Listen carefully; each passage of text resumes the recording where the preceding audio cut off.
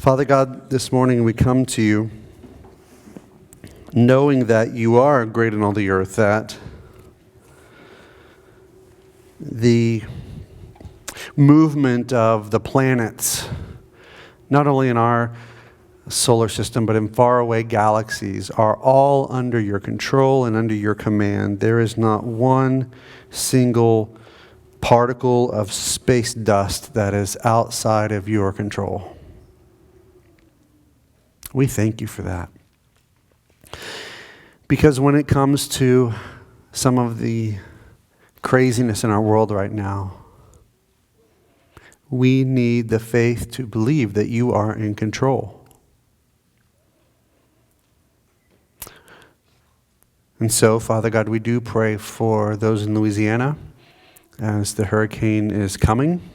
It's here.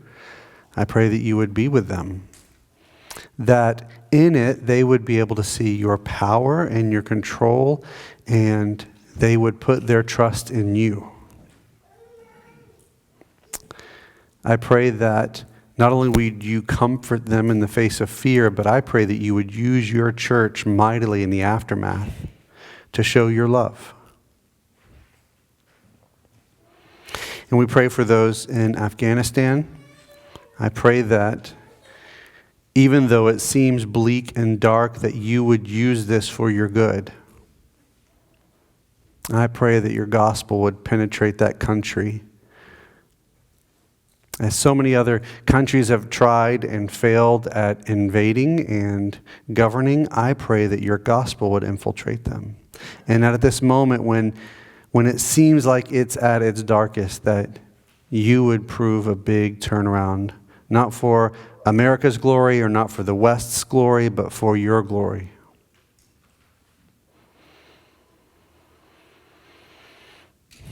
I pray as we come to your text this morning, to the word that you've given us, in which you made no mistakes, a hard text.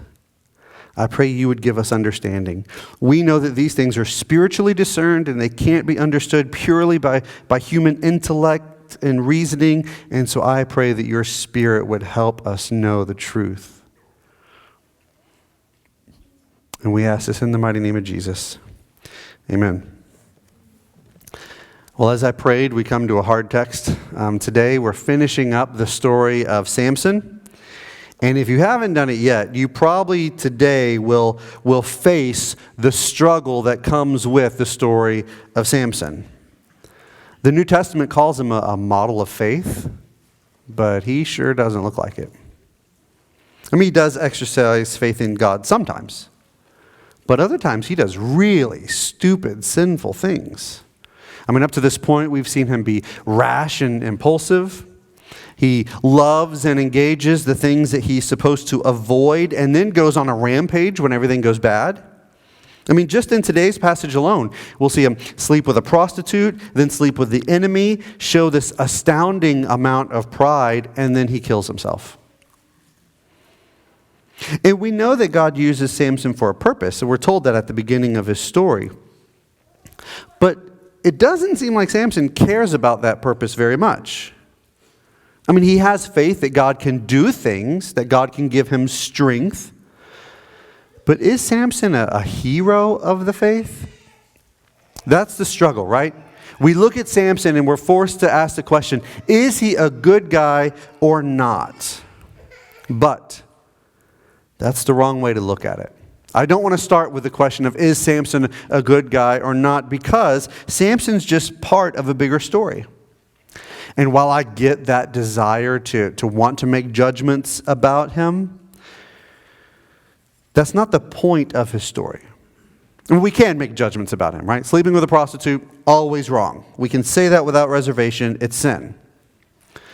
But the reason this story is put in the book of Judges is not simply so that we can make judgments about him. The point instead is to learn what was happening in Israel at the time and the role that Samson played in it. And that's the key. Samson is meant to be a portrait of Israel as a whole.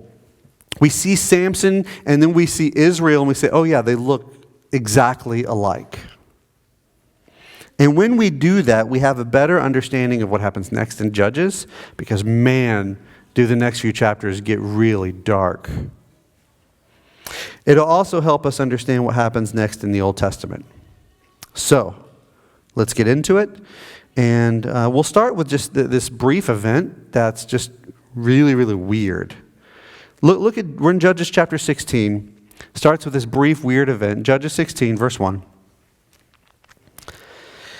Samson went to Gaza, and there he saw a prostitute and went into her. And the Gazites were told, "Samson has come here." And they surrounded the place and set an ambush for him all night at the gate of the city. They kept quiet all night, saying, "Let us wait till the light of the morning, then we will kill him." But Samson lay till midnight, and at midnight he arose and took hold of the doors of the gate of the city and the two posts, and pulled them up, bar and all, and put them on his shoulders, and carried them to the top of the hill that is in front of Hebron. This is weird. And it's weird for a number of reasons. First, the events themselves are odd. We see Samson goes to Gaza. Why? Why does he go to Gaza? Gaza was in the middle of the Philistine territory. Remember, the Philistines had come in to Canaan. They had occupied Israel, and they had certain strongholds. Gaza was one of these strongholds. So why is Samson going there? And when he gets there, this man who's supposed to be a judge, a leader, a hero in Israel, he gets with a prostitute, a Philistine prostitute. Literally, he's sleeping with the enemy. And then we find out there's this ambush. Right? The enemy's told, "Hey, Samson's here.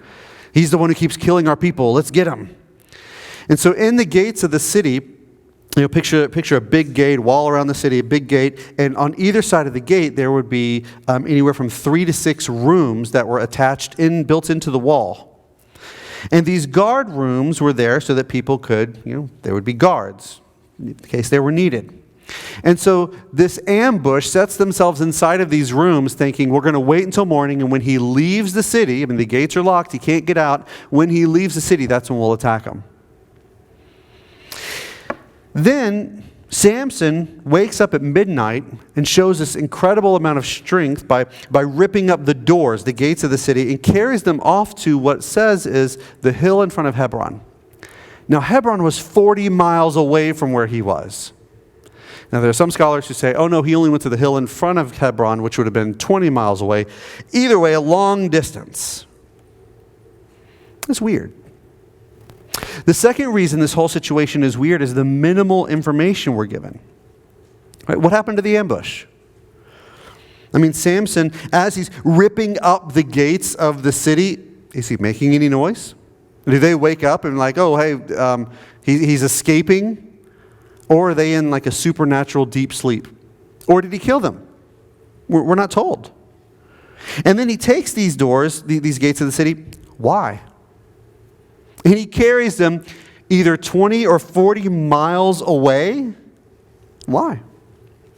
And then he gets to Hebron. What does he do there? What does he do with the gates? We're not told. And this continues throughout the whole chapter. The author doesn't give us a lot of information. He states the facts, but doesn't really give us a lot of commentary on what we should think about these facts. And as I mentioned earlier, we know there's a purpose. God told us there's a purpose. But the dots aren't connected for us here. At the very least, we do see a contrast. As one writer said, Samson may be able to uproot the gates of the city and carry them 40 miles uphill, but he can't withstand the wiles of a woman. And that leads us into the next section, and probably what is most known about Samson's life, his relationship with Delilah. When I lived up in New Hampshire, there was a haircutting place, a little boutique called Samson and Delilah. And I wondered, did they read the story? Let's see, verse 4.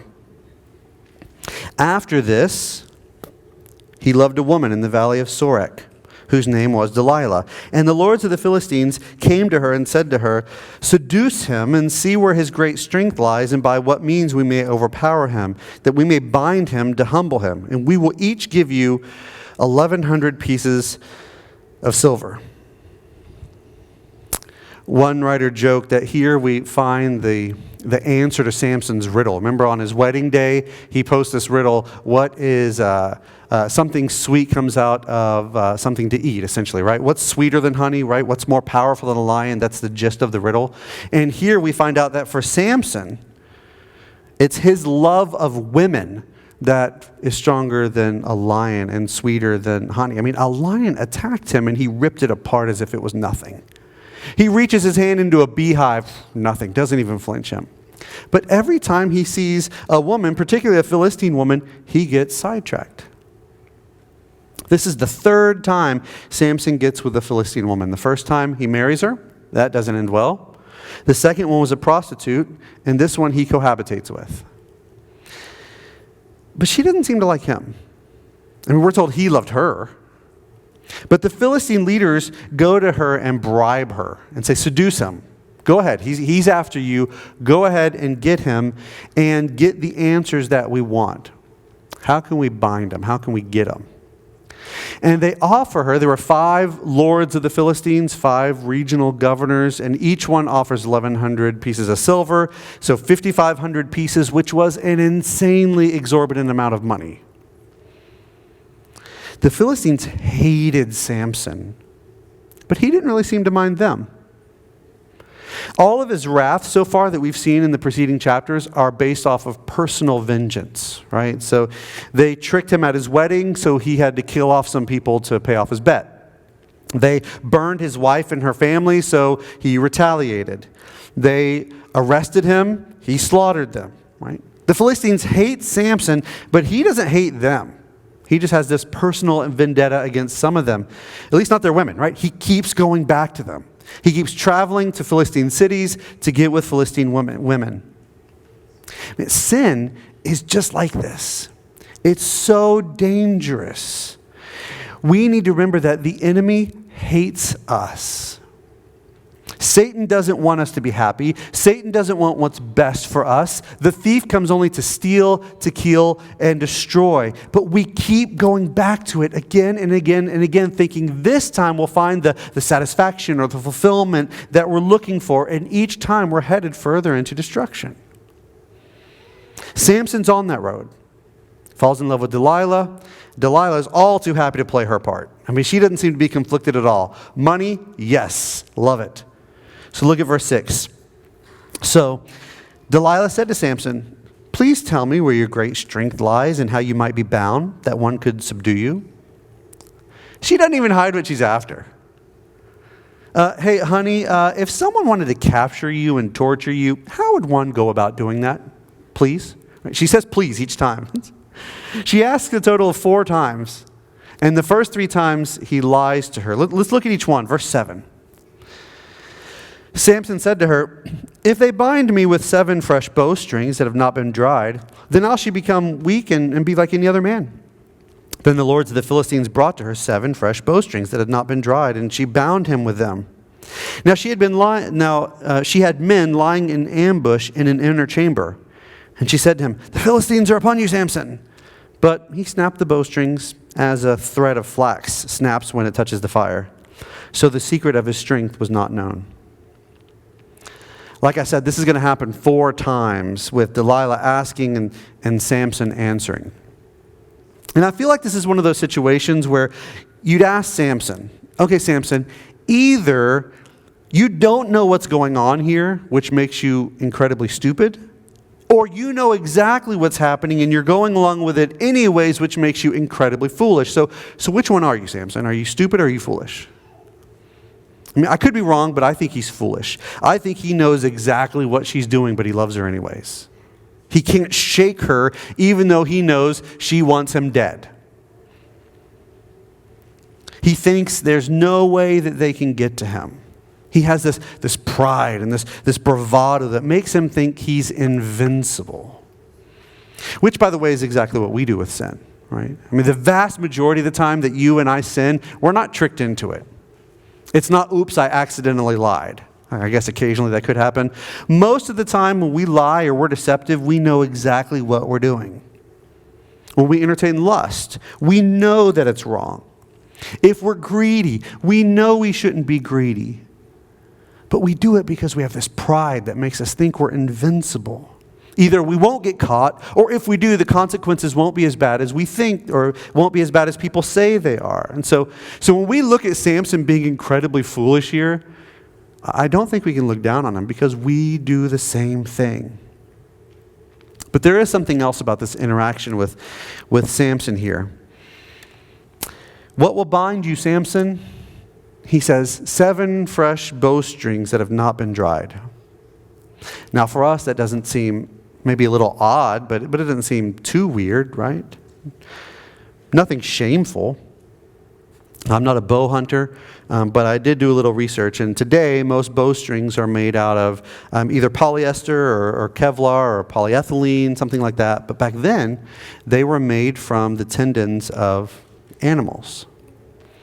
And so Samson insists, okay, Delilah, if people want to bind me, what they need to do is get these bowstrings, and they need to be fresh. They can't be dried, which means they had to come straight from a dead animal. But what was Samson supposed to be? Remember, we looked at this a few weeks ago. Samson was supposed to be a Nazarite. And a Nazarite had 3 vows. They dedicated themselves to God for either a short time or for their life, and they had to follow after 3 rules. First rule was you couldn't drink wine. The second, you couldn't cut your hair. And the third was you couldn't touch anything dead, no dead animals.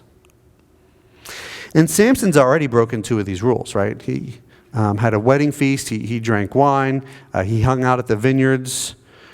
Wasn't supposed to be doing that.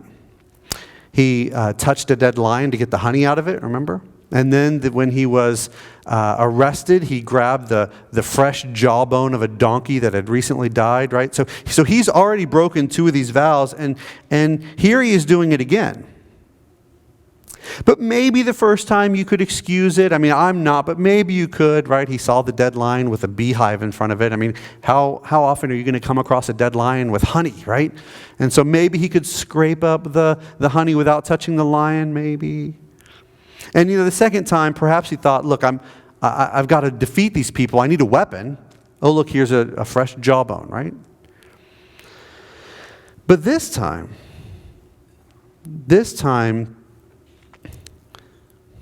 he's not encountering a dead body because of food or fighting. This time he's making the suggestion. Get parts of a dead animal and bind me with them. And so he's brazenly breaking this death rule. He's treating his vow with contempt. This vow that he made to God. The whole purpose of his life.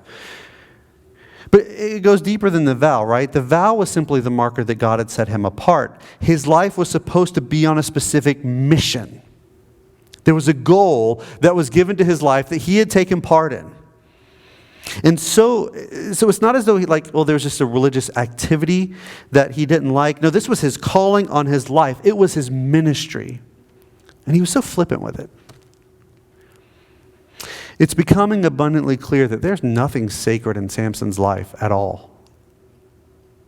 And again, this is a portrait of what Israel was doing at the time. The entire nation, remember, had a calling on their life. They were to be a nation of priests to the world. God was supposed to be in their midst, and they were supposed to be like him, holy and happy. They were supposed to show the unbelieving peoples and tribes and nations around them the greatness of God, but they treated it all with contempt. They gladly gave up God for these cheap imitations, gladly trading in their holiness for short-term thrills of sleeping with the enemy. So imagine going to a pawn shop and you go there with your grandmother's wedding ring. You've already had it valued by a gemologist. You know it's worth $25,000, right? So you go into a pawn shop, and when you're there, you look over by the door and you see one of those little quarter machines. You drop in a quarter, you twist the knob, and a little plastic bubble with a prize inside comes out. And so you tell the guy working there, I'll sell you this ring for a quarter. Because in that machine over there, you have these little rings that look amazing.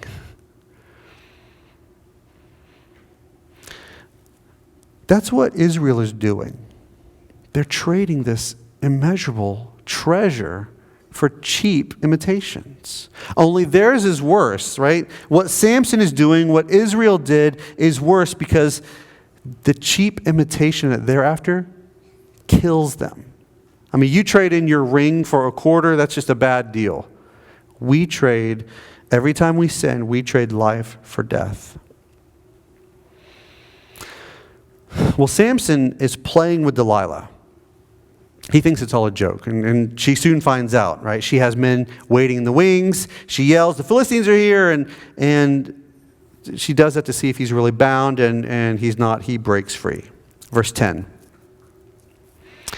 Then Delilah said to Samson, "Behold, you've mocked me and told me lies. Please tell me how you might be bound." And he said to her, "If they bind me with new ropes that have not been used, then I shall be bound with them and become weak like any other man." And so Delilah took new ropes and bound him with them and said, "The Philistines are upon you, Samson." And the men lying in ambush were in an inner chamber, but he snapped off the ropes of his arms like a thread. And again, this seems logical, right? Brand new ropes. No way he's getting out of those. But just like, bam, one flex of the muscles, they break open, and he's free. Verse 13. Then Delilah said to Samson, "Until now you have mocked me and told me lies. Tell me how you might be bound." And he said to her, "If you weave 7 locks of my head with the web and fashion it tight with a pin, then I shall become weak and be like any other man." So while he slept, Delilah took the 7 locks of his head and wove them into the web. And she made them tight with the pin and said to him, "The Philistines are upon you, Samson." But he awoke from his sleep and pulled away the pin, the loom, and the web. Notice 2 things here. First, as we go on, the answers are getting more and more ludicrous. Here's what you do, Delilah. You take a loom, where you weave fabric, you weave clothes. You take a loom and you weave my hair into the loom. And then you fasten it with a pin. That's absurd. Right? At first, of how elaborate it is, right? The only way this would work is if Samson were a willing participant. He literally laid down and said, "Okay, go ahead, weave my hair into this contraption." Right? Or if he were passed out, either from drinking too much or a supernatural sleep, God put him to sleep. Right? Either way, we see he does fall asleep and she straps him into the loom. And this is where, as I pointed out last week, this is designed to be seriously funny. The type of comedy that hits you because it's so ridiculous and true at the same time, right? You want to laugh and you also want to say, ouch. Picture Samson there, lying on the ground with his long hair. Remember, one of the vows of a Nazarite, you couldn't cut your hair, so his entire life he had not cut his hair. Imagine him laying on the ground with his long hair woven into this machine, fastened. It's funny. And then we're hit with the gravity of the situation. The judge, the deliverer, the hero of Israel, sleeping with the enemy, disregarding his holiness, all for a laugh. He thinks it'll be funny. He's playing with her. The second thing I want to point out here, though, is the danger Samson's getting into. Right? The first one, it's use the bowstrings. Yes, he's playing loose with his vow and the calling on his life. The second one is his ropes. But this time, this third answer he gives, it's getting closer to the truth. He knew that his hair wasn't to be cut. And yet, he didn't tell her that, but he's getting awfully close. Holding what he's supposed to be careful of with contempt. And that brings us to Delilah's final attempt, verse 15. And she said to him, "How can you say, 'I love you,' when your heart is not with me? You've mocked me these 3 times, and you have not told me where your great strength lies." And she pressed him hard with her words day after day and urged him. His soul was vexed to death. And he told her all his heart and said to her, "A razor has never come upon my head, for I have been a Nazarite to God from my mother's womb. If my head is shaved, then my strength will leave me, and I shall become weak and be like any other man." When Delilah saw that he had told her all his heart, she sent and called the lords of the Philistines, saying, "Come again, for he has told me all his heart." Then the lords of the Philistines came to her and brought the money into their hands. And she made him sleep on her knees. And she called a man and had him shave off the 7 locks of his head. Then she began to torment him, and his strength left him. And she said, "The Philistines are upon you, Samson." And he awoke from his sleep and said, "I will go out as the other times and shake myself free." But he did not know that the Lord had left him. It is funny. She finally wears him down, and he's like, "Oh, you're killing me," not knowing how truthful that statement is. And the million-dollar question that everybody asks is, what is the link between the length of Samson's hair and the presence of God in his life? I've read and heard that God's empowering presence was based on his Nazarite vow. And so, 1 vow broken, still okay. 2 vows broken, still okay. But the third and final one, he breaks all the vows. God leaves him. Right? And that may be right. Others say, no, it really is the length of his hair. For whatever reason, God had empowered him through the length of his hair. And so, it's long. God gives him strength. It's short. God doesn't. It grows back. God's back, right? And there's evidence of that. You see that here. But here's where it gets weird for me. On the one hand, we see he told her all of his heart. Right? He was finally being honest with her. But on the other hand, I wonder how much he really believed it.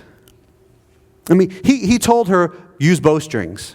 And then she used bowstrings. And he told her, use ropes. She tied him with ropes. He said, put my hair into a loom. She did that. And so my question is, what did he think would happen when he said, cut my hair? I mean, was he that obtuse? Or did he tell her the truth but didn't think it would matter? Did he really not believe that his strength was in his hair? And so whether he knew that she would cut his hair or not, he woke up expecting to be strong. And I think the heart of the issue is not God's view of Samson's hair, rather it's Samson's view of God. I think that's the heart of the issue here. He took God for granted. I mean, up to now he's trivialized his calling, his vow, but now he's trivializing God. And God lets him know that he will not be used that way. We already know from a few chapters ago that God planned on using Samson, right? That was the plan from the very beginning, from before he was born. God said, I'm going to use Samson to begin to get rid of the Philistines, to begin to deliver Israel. And he'll use this event too. But we also find out that God wants Samson humbled in the process. And so we see these horrifying words at the end of verse 20. He did not know that the Lord had left him. I mean, God had actively empowered him. And in ways that Samson didn't even realize God had protected him. But now we see God removes that protection. He wakes up ready for a fight, but there is no fight left in him. Verse 21. And the Philistines seized him and gouged out his eyes and brought him down to Gaza and bound him with bronze shackles. And he ground the mill at the prison. But the hair of his head began to grow again after it had been shaved. I love how Daniel Block summarizes this. He says, here we see the ironies of Samson's life come to fruition. Overnight, this man who was governed by his sight, whose actions were determined by what was right in his own eyes, he is now a blind man with his eyes gouged out. Overnight, he goes from having a life of coming and going as he pleases, doing whatever he wants, to being in bondage and imprisoned. Overnight, he goes from a man who humiliated and insulted others to become the object of their humiliation. And overnight, you have a man with the highest calling on his life to be God's commissioned agent of deliverance for evil, and now he's cast down to grinding flour for others in prison. And we see here that Samson's life has literally gone dark. Verse 23. Now, the lords of the Philistines gathered to offer a great sacrifice to Dagon, their god, and to rejoice. And they said, "Our God has given Samson, our enemy, into our hand." And when the people saw him, they praised their God. For they said, "Our God has given our enemy into our hand, the ravager of our country, who has killed many of us." And when their hearts were merry, they said, "Call Samson, that he may entertain us." So they called Samson out of the prison, and he entertained them. They made him stand between the pillars. And Samson said to the young man who held him by the hand, "Let me feel the pillars on which the house rests, that I may lean against them." Now the house was full of men and women. All the lords of the Philistines were there, and on the roof there were about 3,000 men and women who looked on while Samson entertained. Then Samson called to the Lord and said, "O Lord God, please remember me, and please strengthen me only this once, O God, that I may be avenged on the Philistines for my 2 eyes." And Samson grasped the 2 middle pillars on which the house rested, and he leaned his weight against them, his right hand on one and his left hand on the other. And Samson said, "Let me die with the Philistines." Then he bowed with all his strength, and the house fell upon the lords and upon all the people who were in it. So the dead whom he killed at his death were more than those whom he killed during his life. Then his brothers and all his family came down and took him and brought him up and buried him between Zorah and Eshtaol in the tomb of Manoah his father. And he had judged Israel 20 years. The chapter ends somewhat in the same way it began. Things happen, but we're not really told what to think about the things that happened. And we're left with a lot of questions, or at least I am. Questions like, if the Philistines knew that his strength was tied to his hair, why did they let it get long again? Maybe they were just as obtuse and stupid as Samson was. And again, we're forced to look at that question of what is the relationship of Samson's hair and God's power, right? I mean, his hair had grown back, but it didn't seem like it was this magical moment where Samson's like, "I have power again," right? It doesn't seem like that. He doesn't even know whether or not God is with him. And every other time, Samson simply went out and started destroying people, right? He's bound, he's free, starts ripping people apart, right? Here he was surrounded by the enemy, but he doesn't start destroying people. His hair grows back, but he stays in prison. He stays bound. He doesn't fight. And then his death. I mean, was his death, as I described at the beginning, was this Samson giving up? Right? I just want to die, commit suicide, take as many people as I can with me? Or was this an act of bravery, like a soldier willing to lay his life down so that the enemy will be destroyed? And we're not told. We're given nothing except that the Philistine lords, their leaders, died, 3,000 people. And we're told Samson was a judge, right? He was a deliverer. But even if you look at Samson's final prayer, was this finally an acknowledgement of, okay, God, you're in charge, and I need you to do what needs to be done? Or was this just a last-ditch effort? A last-ditch attempt at revenge? I mean, he doesn't say, "God, help me destroy your enemies." He doesn't say, "God, help me destroy Israel's enemies." What is his prayer? He says, "Strengthen me that I may be avenged for my 2 eyes, which they have taken." In fact, he seems to be self-focused throughout this whole prayer. Remember me, strengthen me, that I may be avenged for my eyes. Let me die. It's me, me, me. I mean, one commentary I saw said that even though Samson was praying to God, in reality, this is his final abandonment of God because he chooses to identify with the Philistines in his death. Let me die with them. I don't know if that's right, but it does seem to point to Samson's 20-year love affair with the Philistines. He kept being drawn to them even though it was killing him. But there's an even bigger question that pervades this chapter. Where is God? Where is God in chapter 20?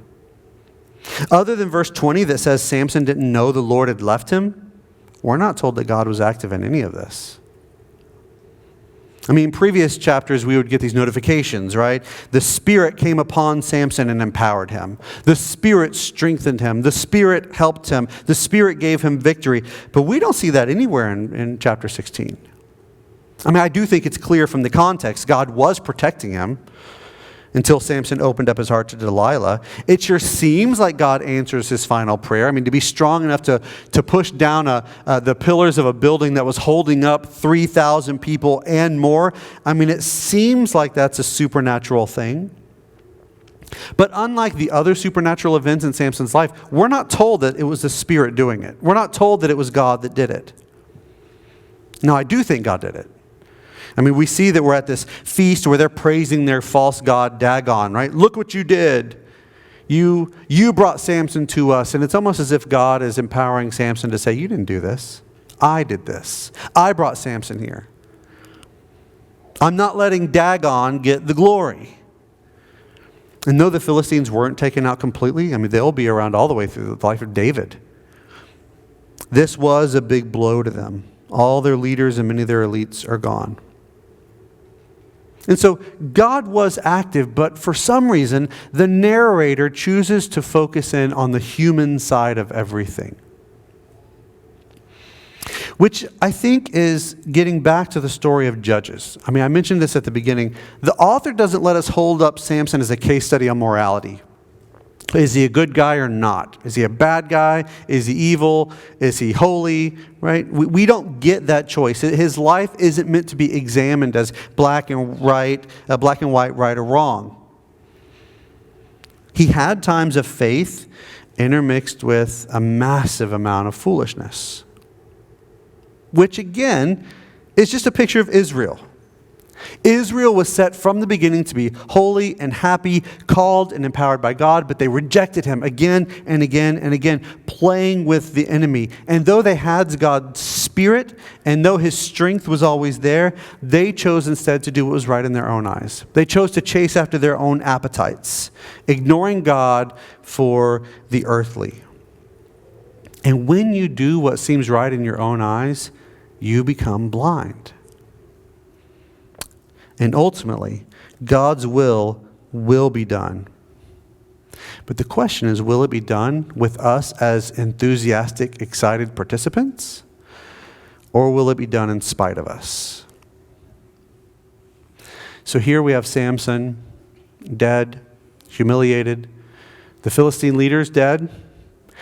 And this is the point in the movie where things start to turn around, right? The hero sacrifices himself, taking the enemy out with him. And so the rest of the Israelites should use this as a wake-up call and a rallying point, right?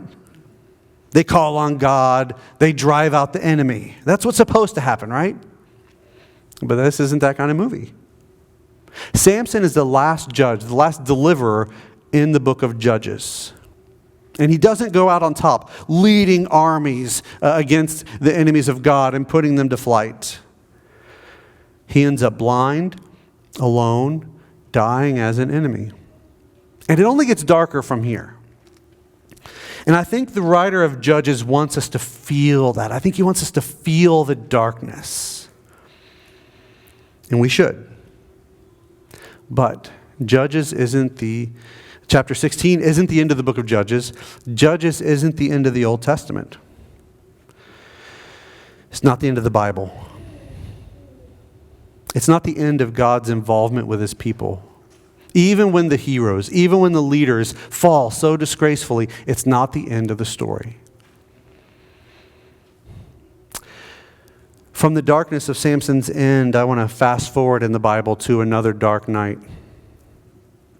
Another judge, another deliverer of Israel, who prays right before he dies. He knows he's about to lose his life and he's praying.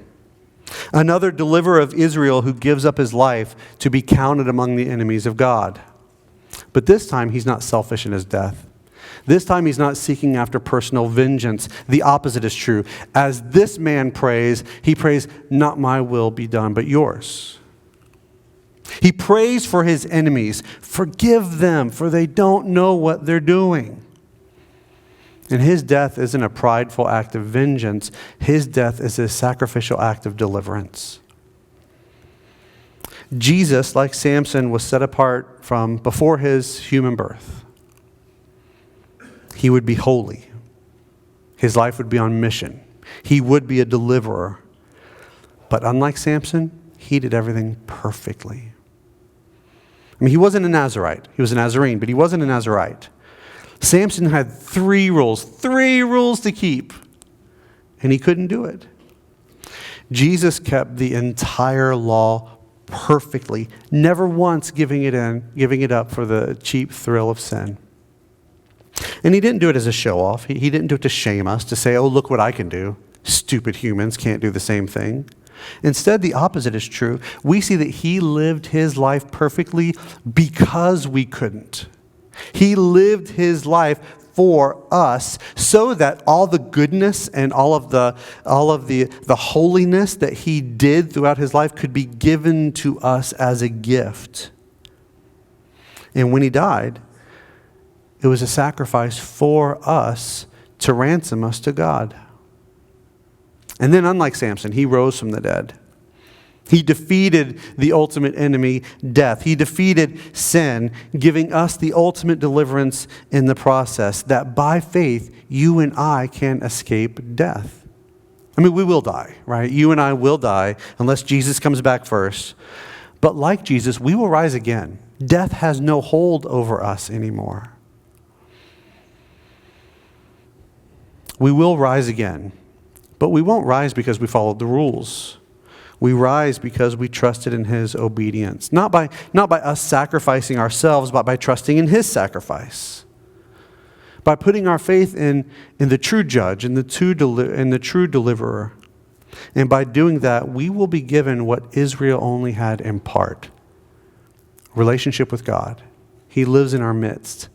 But when we rise and we get to be with him, we will experience that in fullness forever.